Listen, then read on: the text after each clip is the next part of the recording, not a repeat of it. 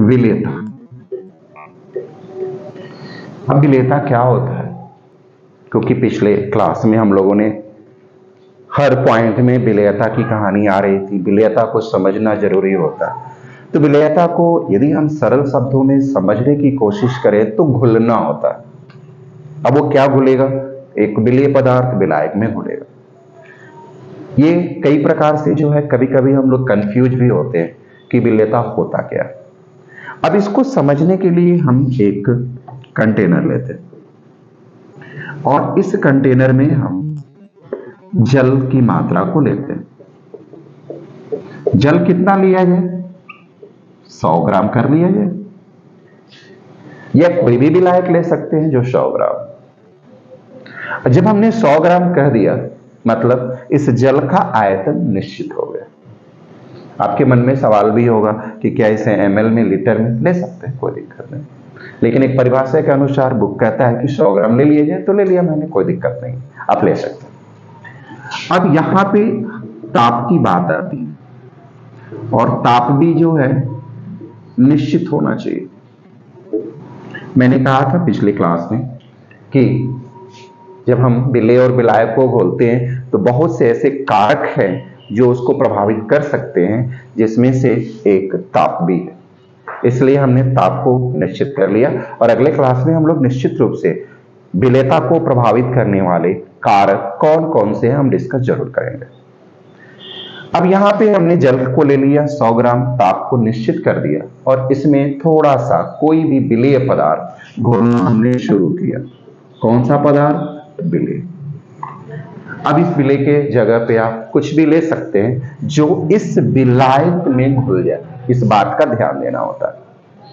जैसे मान लिया जाए मैंने यहां पर चीनी ले लिया और यहां पे हमने जल लिया है, ये क्लियर है।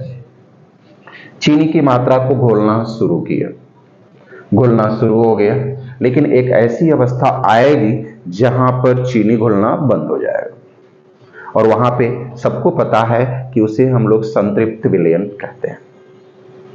अब समस्या है इसी बात को दूसरे तरीके से रिप्रेजेंट कर रहा है। कहना यह है कि 100 ग्राम विलायक को संतृप्त करने के लिए विलेय की कितनी मात्रा की आवश्यकता होगी, और इसी को विलेयता कहते हैं।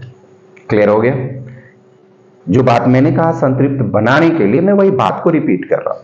100 ग्राम जल लिया गया, इसमें हम विलेय की कितनी मात्रा को घोलें कि विलयन जो है संतृप्त हो जाए, और इसी को कहते हैं विलेयता। यानी कि 100 ग्राम विलायक में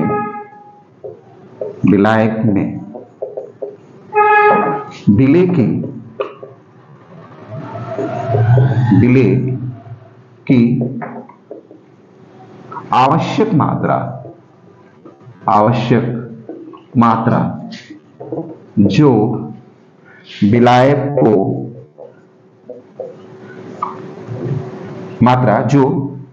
विलयन को संतृप्त कर दे, यानी कि विलयन संतृप्त विलयन बन जाए, जिससे कह सकते हैं आवश्यक मात्रा जिससे संतृप्त विलयन हो जाए।